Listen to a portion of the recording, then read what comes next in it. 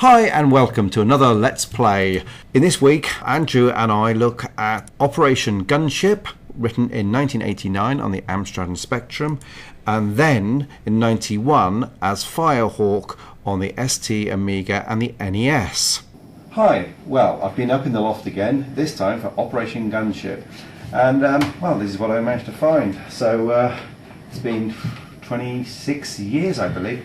This was written in 1989, so well, it's going to be a surprise to all of us what's inside the development folders.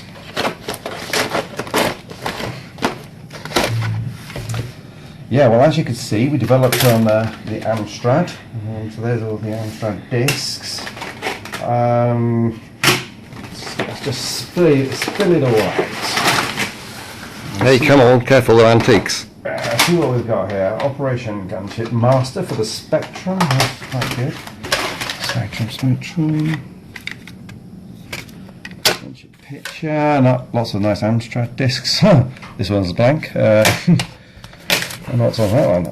Operation Gunship, the Master Maker, our copy. So, I'm not sure what that is. Oh, some nice W.H. Smith's blank cassettes for recording onto.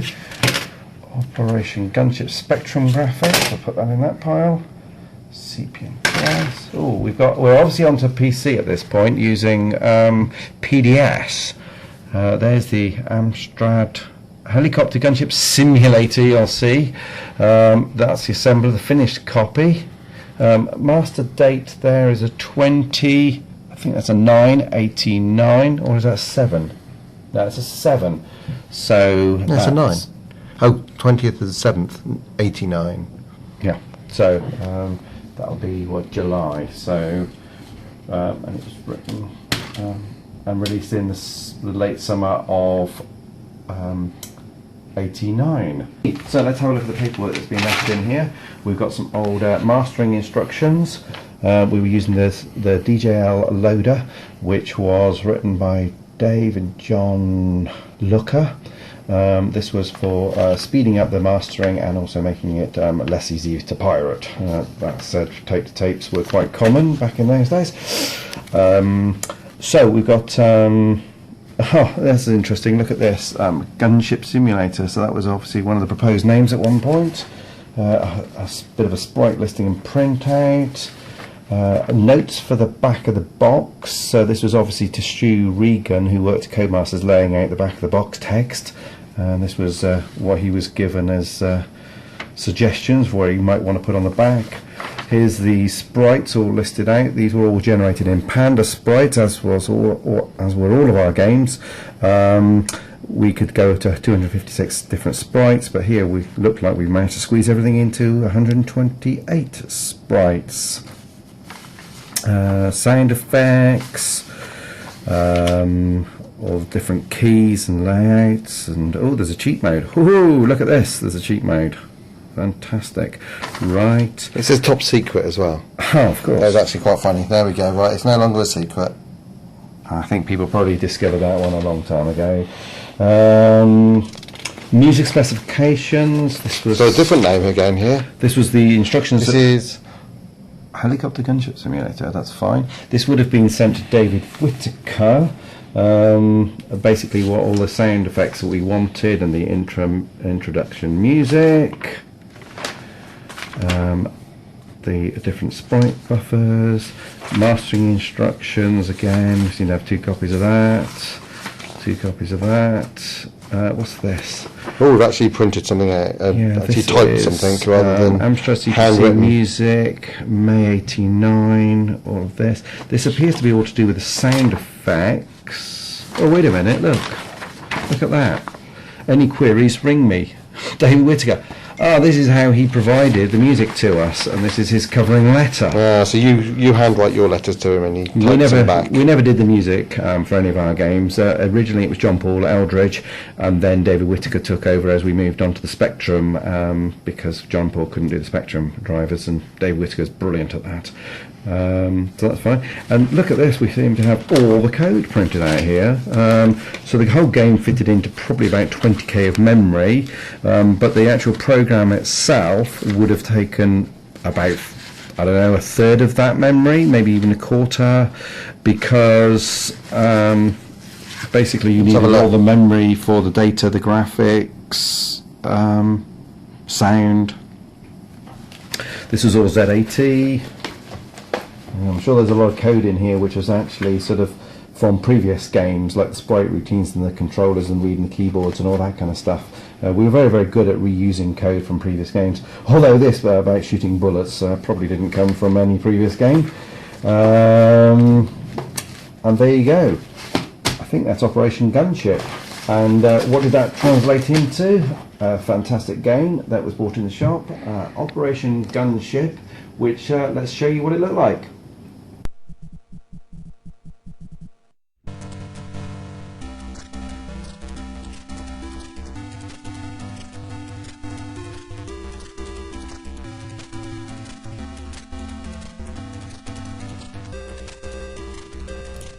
So let's get started with the game.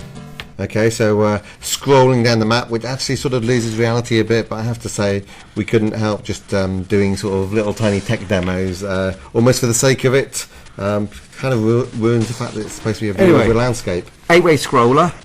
You control the helicopter gunship. You're shooting across the island. You've got enemy tanks and boats coming at you. I think there's some jet fighters later. You've got some kind of bunkers as well, also firing at you. So it was all based on ideas that were around at the time. We'd been watching Rambo, this whole sort of POW camps. So you've got to go in against behind enemy lines, blow up the buildings and find where the hostages are being kept. Obviously the way we drop bombs in this game, you would have blown them up, but hey, it's a game.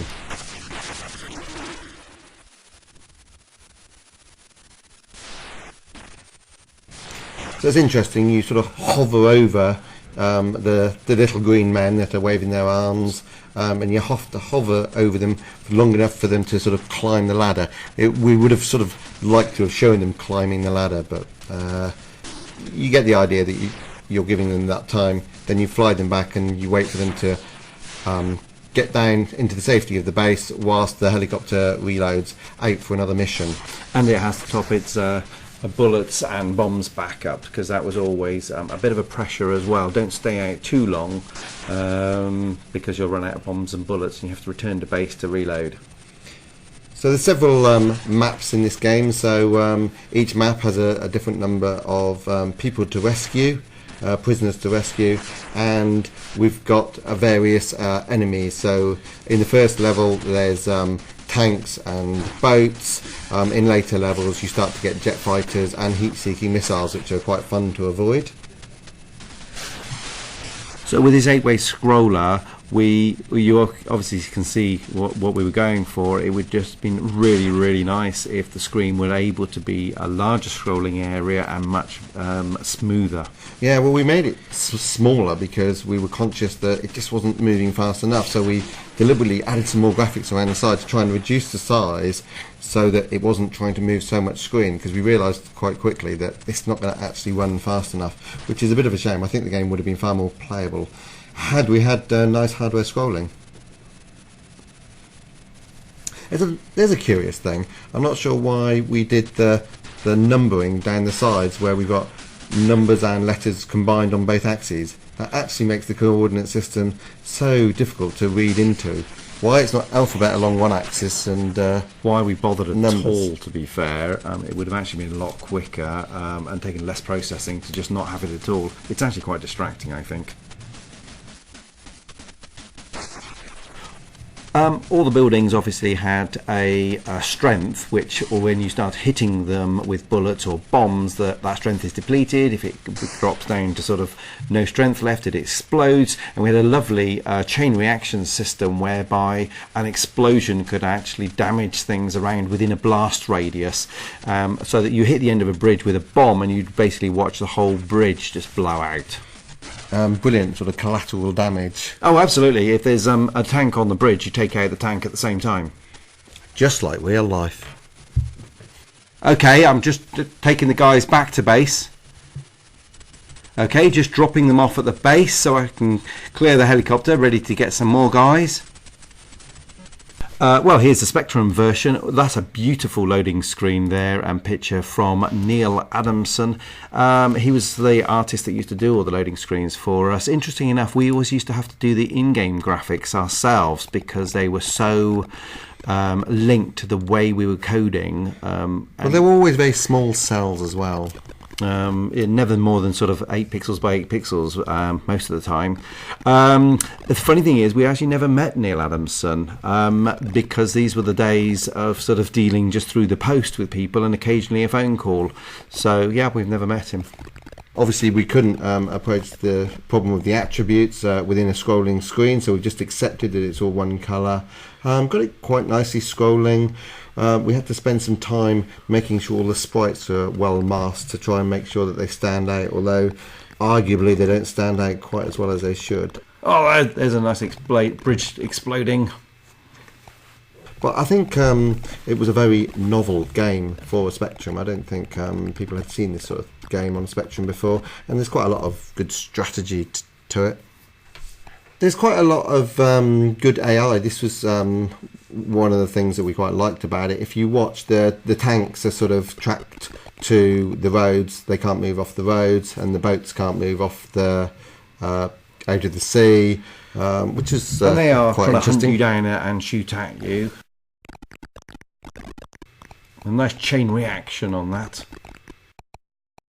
The actual gameplay and maps are absolutely identical to the Amstrad. I do remember sometimes with the AI that you'd get these jet fighters that would come screaming in a little bit too fast, try to turn away from you, and actually would just like plough straight into you. I think we'd call that artificial stupidity. Or just kamikazes. Or, of course. It wasn't a bug, it was a feature.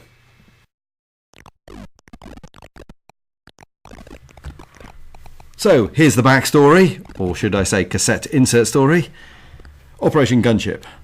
Your crack team of SAS commanders are scattered among the enemy islands. Your mission: get them out before the Communist Revolution Army gets them into its evil clutches.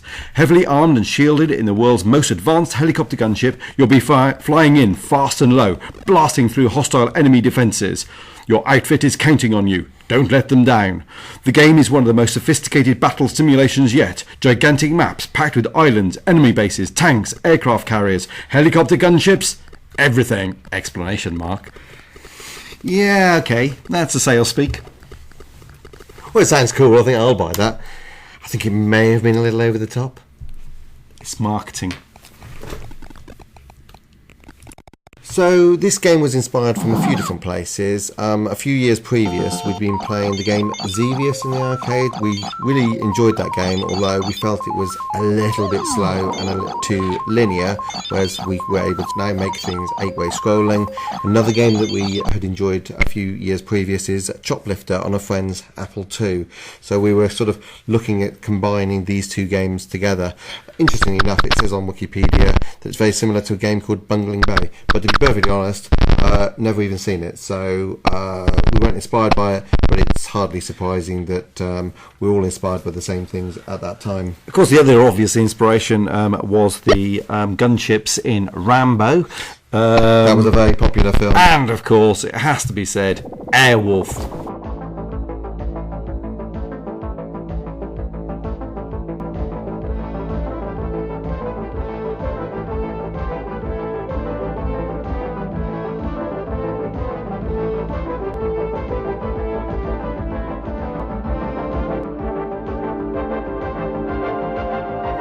There we go, who can forget Airwolf?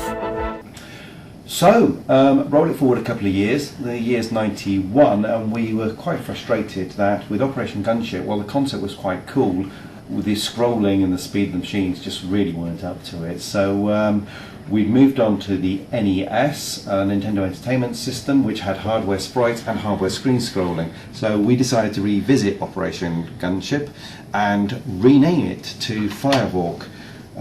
This is from 81. Let's have a look what's in the pack for this one. Oh. So what have we got here? It's a lot of Amiga stuff. We've got some Amiga ST Firehawk, ST only. the actual logo itself. Some nice mapping stuff. There's a poster there. Have a look at that in a second. More ST and Amiga stuff. We've got a nice hand-drawn map of one of the islands in great detail. Let's have a look what else we've got. I'm going to shove all this out of the way.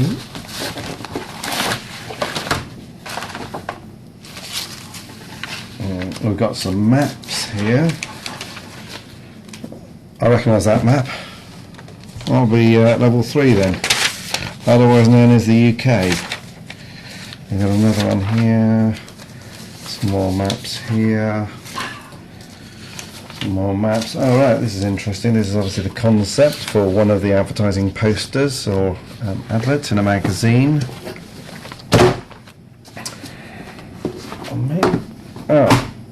Oh, wait a minute. No, I'd imagine that it's the design for the rough out of the box. Yep, I think they stuck to that one quite well. We've got some invoices there from our company, which at the time was called Dizzy Enterprises. Some poster designs and layouts, some letters from Codemasters. Oh, yeah, some Firehawk t-shirts. I don't remember those, but maybe they never got produced. More letters and memos from the darlings, like the Firehawk and its release. Back of box text, some letters backwards and forwards, some reviews. What else we got? What's this? And various screenshots ready for the packaging are being discussed, and then some letters and internal backwards and forwards with the programmer Benno for the ST Amiga version, and his artist Damon, who did those two versions. Oh, and the business card of Tim Miller, who at the time was like a producer working at Codemasters. So there you go, there's all the packaging for that. I said I'd come back to that poster. There's a funny story about this poster if I can find it. So let's have a look at this poster. Now this poster, we had one of these up in our office, first office, which is in Warwick Street in Leamington Spa, and this was up on the wall, and it was right next to Ghostbusters 2 poster, because obviously we wrote Ghostbusters 2, and it was only, well, it was a year or so later that somebody spotted a remarkable resemblance. It was almost as if the artist of this was inspired by the other. But I'll let you make up your mind on that one. So that's a Firehawk on the NES and the ST Amiga. Yay, Codemasters, absolutely brilliant. Actually, absolutely brilliant was an expression that we used to sort of have very common around Codemasters. It kind of stuck, didn't it? Absolutely, and then eventually we said, why don't we just put that on all the games? And hey, it became a motto that stuck. So the game actually featured a sort of cutscene backstory, which is quite interesting. Democracy is threatened in the small Republic of Latvia as all drug barons unite together. The helpless Latvian government requests aid from America to defeat the conspiring barons. Congress agreed to sending a small team to infiltrate and destroy these new evil forces. As pilot of the devastating helicopter gunship, you are instructed on your mission. Your Green Beret paratroopers are dropped for reconnaissance. It's your task to recover them. The other restriction there on telling that story was the actual limited font and width of the screen. You'll notice that we had to be very careful how we laid out the words to fit the screen nicely. Okay, so let's get on with the game. Oh, nice little intro scene here of the helicopter rising off the deck. Again, I think I was just showing off about the sort of multi-parallax scrolling that I'd managed to get working, and wanted to show the helicopter rising off the battleship.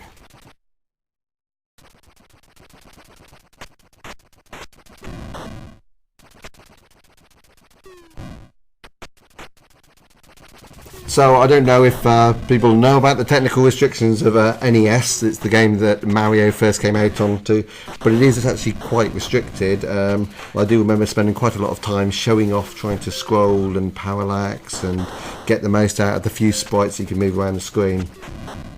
Technically, this game is pretty flipping advanced, actually. We're very, very proud of this. And obviously, although inspired by Operation Gunship and a lot of the same ideas, it was written from scratch in 6502.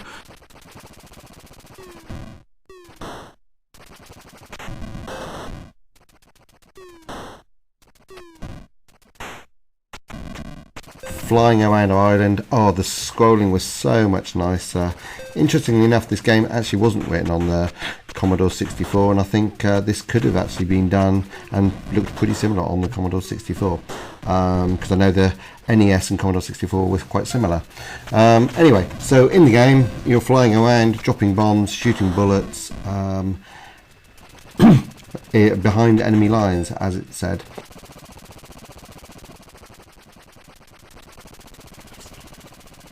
See if you can rescue that guy there. Okay, I'm just going to let him go up into the helicopter. Come on, little man, climb the ladder. Oh, he's in the helicopter now. I better return to base. A feature that we added to the NES version was the power-ups, pickups, so that you're blowing up the buildings looking for your POWs, but if you don't find them, sometimes you will find a power-up floating off, and they give you extra health or fuel, or actually different types of weapons, which is quite a lot of fun, certainly on the later levels. I remember we got sort of heat-seeking missiles and multiple directions of shooting. Oh, looks like the game's over. Oh, the typewriter. Oh, I do remember the typewriter. We wanted a sort of your mission summary at the end, and we wanted it sort of typed out like a teletype would come, because that's how you'd hear something sort of on the battlefield. You'd get your typewriter, put it across. So I probably went a little bit over the top there, actually clicking out every key. Oh yes, and there's an interesting thing. If you type your name in as Dizzy, it activated a cheat mode. So you can see it subtly changes it to buy it now. Fantastic Dizzy on the NES was the game that we had just written, and I had memory left over on the cartridge of Firehawk, so I decided it'd be nice to just pick up this whole piece of code and graphics and just put it into the game just as a fun little Easter egg, as it were. Dizzy always made a good Easter egg, often secretly turning up in other games. We spent quite a bit of time on the title screen of Dizzy because we wanted to try to explain the concept of the game, the fact that you had to avoid nasties and pick up objects, take them to places to solve problems and alter the map or help a character. And one of the great puzzles was to find the magic bean, plant it to create the giant beanstalk, which you could then climb to get up to Cloud Castle. Or in this case, jump across onto the word and pick up the diamond that the bird had just dropped. So we can now look at the Amiga version, and this was actually written by some new employees of ours, Mark Bell, or everyone called him Benno, and Damon Redmond. Absolutely great guys. Looks like they had their version of the cutscenes. Obviously with the higher resolution they didn't have the restricted font and therefore sentence length issues, so they're able to beef out the story yet again. It's quite fun to see how they've sort of copied the NES version and just put it into nice, more higher resolution graphics for the ST Amiga version.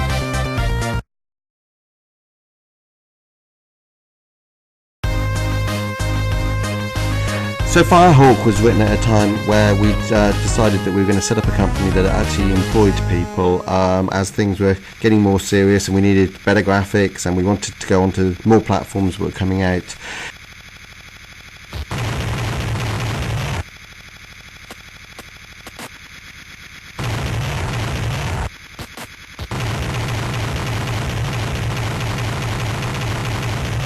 Another funny story that happened to Codemasters while writing Operation Gunship or Gunship Simulator was that they commissioned some artwork for the box out to an artist and just told them, yeah, make an action-packed picture of a gunship for a new game they were doing. And the artwork turned up roughly as the picture here, which obviously surprised us all, because clearly the artist thought that the gunship was a battleship. Easy mistake to make. The funny thing was, though, that they were so impressed with the artwork, they were actually trying to commission someone to write a battleship simulator, but I guess that never happened. Okay, let's hit that boat. Looks as though they spent a bit more time on the explosions. The explosions are certainly nice on this version. Hey, look at that explosion, that chain reaction. That's brilliant the way the bridge blows out. Okay, so that's about it. We really enjoyed making the games, and we really hope you enjoy playing them. Certainly I've enjoyed going back to Firehawk on the NES. That is definitely a really cracking game. Just a shame not more people saw it. Okay, bye until we do the next. Thank you very much. Hope you enjoy our Let's Play videos.